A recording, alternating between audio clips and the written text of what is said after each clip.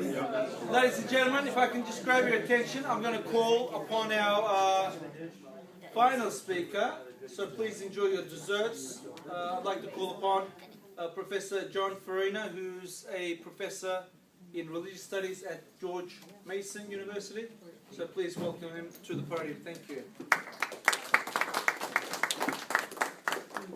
Thank you, Emery, and good evening. I'm going to share with you two stories.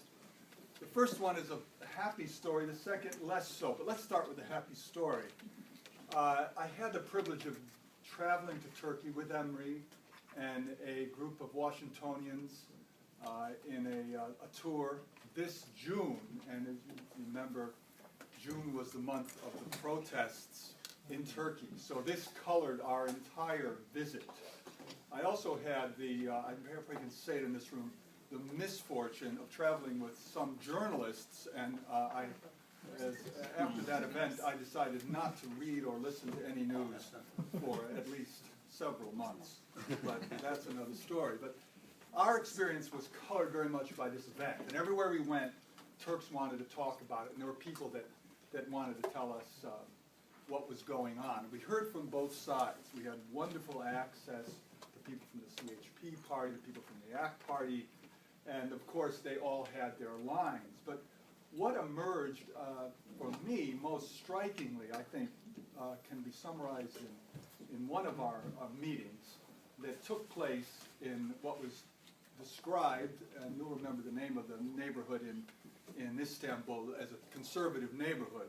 I knew it was a conservative neighborhood because I looked outside and I saw a Christian Dior fashion billboard, several stories high, with a beautiful woman. Instead of scantily clad, she was clad in a headscarf and long Christian Dior coat.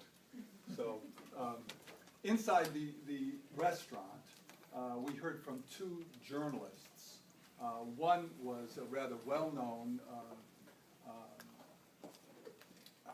cartoonist who had grown up a privileged person in Turkish society, had been a member of the elite kind of journalistic circles, and had gone through a kind of conversion when he came to the United States. He came to the U.S. for a mixture of work and pleasure, and wound up in California talking to some Armenian Americans who told them about their life here. He was struck by the fact that how they could practice freely their faith and still be American, how that experience of being religious helped them integrate into the new society instead of making them some kind of oppressed minority. And that got him thinking. And later on he lived in Scarsdale, New York, and spent a lot of time in America, and he began to become very critical of his own experience. And he began to see many of his former colleagues, in his own words, as just tools of this secularist state that would always kind of back the secular line, back the military line, and he began to really rethink a lot of his own past and his own present. And then one of the other people that was with him was a young woman who was schooled in the United States, a woman in her perhaps late 20s, also a journalist, who told her own version of what was going on in the protests. And hers was a very kind of pro-government approach.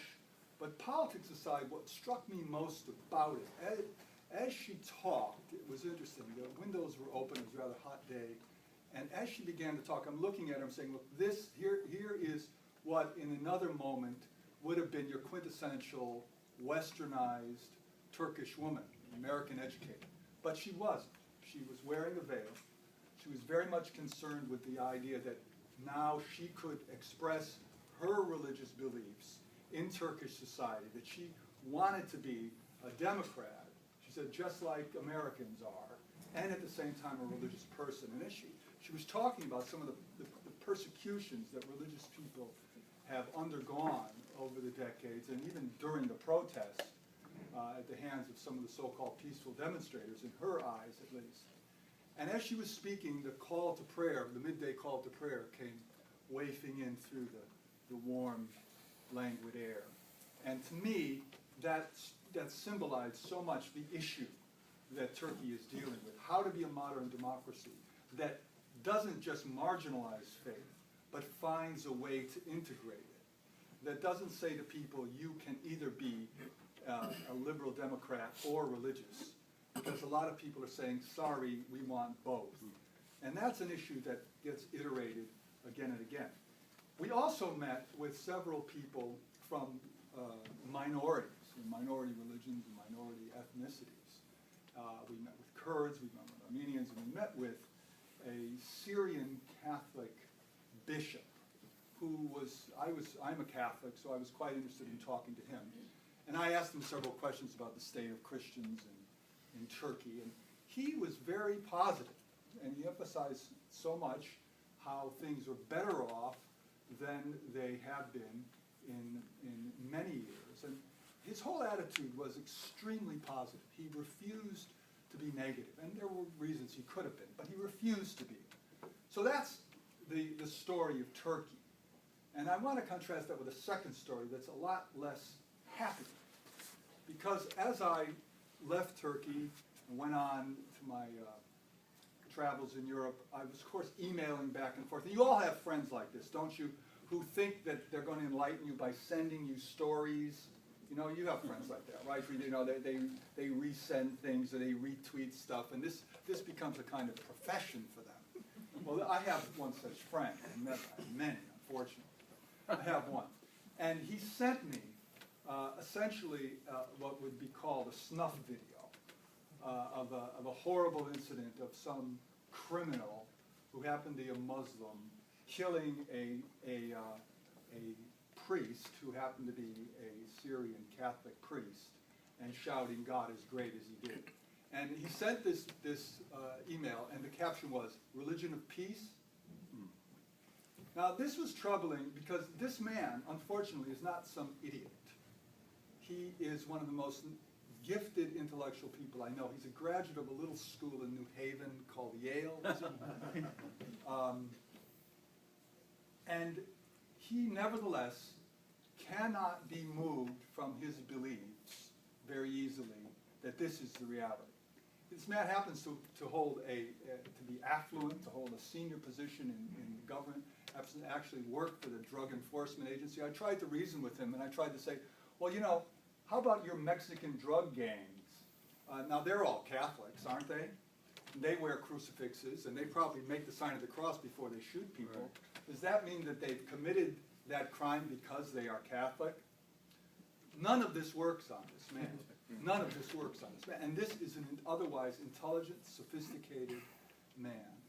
And that is, I think, my friends, why this kind of thing and the work of the Rumi Forum is so important.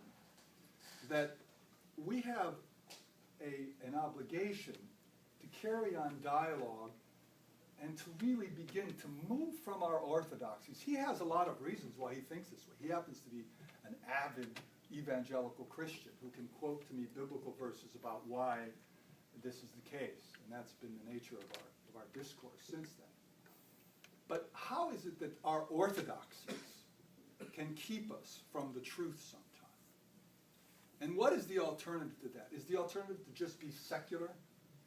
To just say, well, it doesn't really matter, and the best thing is to marginalize our religion because that's the only way we can get along?